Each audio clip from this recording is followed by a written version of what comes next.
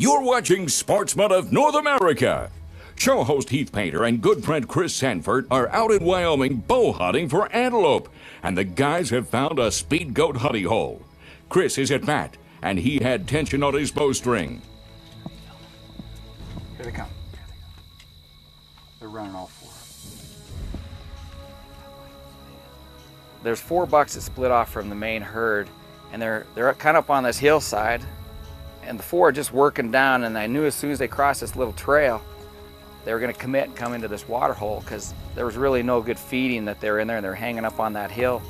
So if they were going to cross that road, I knew it was going to be good, and sure enough, all 4 of them, just once they come over that hill, I knew they were coming. They committed to come to that water hole, and sure enough, they started feeding, and then they kind of quit feeding, and all of a sudden they're working it a little faster, almost to a trot every once in a while, and they're coming straight at us.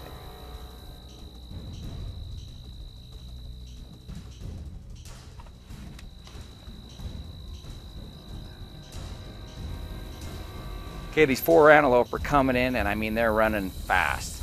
I'm ready for them, but I'm getting I'm telling you, I'm getting real nervous because there's 2 bucks in there out of those 4 that I wanted, and they're coming, and they're coming now.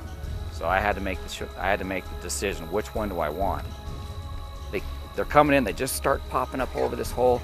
I got my bow ready, and I'm starting to get nervous, starting to shake a little bit because these are the 2 bucks out of all these bucks that we've been watching for the last 3-4 days that I wanted, and now's my opportunity, you know.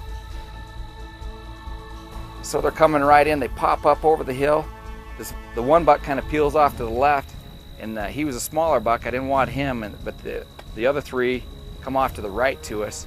This buck's coming right to the hole. He's about 10 feet away from it. He just starts putting his head down. He just goes beelines it right to the water hole.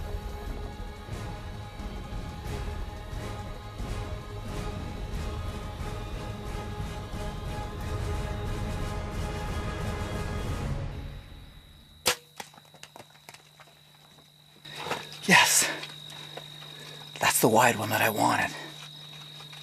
We saw him 2 days ago. I just dropped him right in his tracks. He's a dandy. He's got good prongs too. Man, that was awesome. 4 of them, those same 4 that we were talking about earlier, just came down, and he just started running down. They come over this little crest, and they were coming all the way down fast through the bottom. I'm like, there was 2 of them in there, both of the ones that I wanted to shoot it out of about 12. And he was closer, so I decided to take him. What a dandy. That broadhead just drove right in his shoulder. I'm so excited. Man. That's a good shooting, man. That was great. I was so nervous. I watched him for about, I don't know, they're about 300 yards. I watched him the whole way.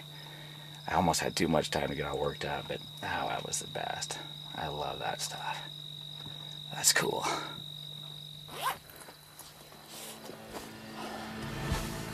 All right, let's go check them out.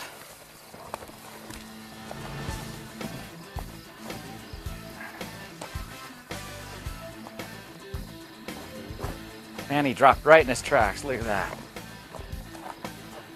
He's a great buck. Look at the horns on him. Ah, man, he's a good buck. Look at that.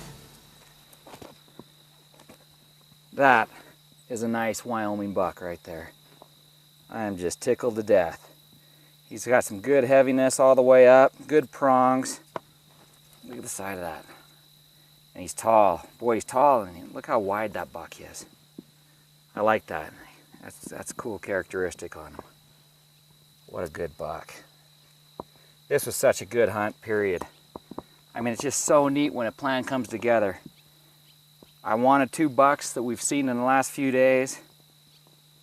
Came down here, we took the time, we scouted, and we were only here a few hours at this water hole, and it worked out perfect. I mean, the buck that I wanted came in. Man, what a great hunt.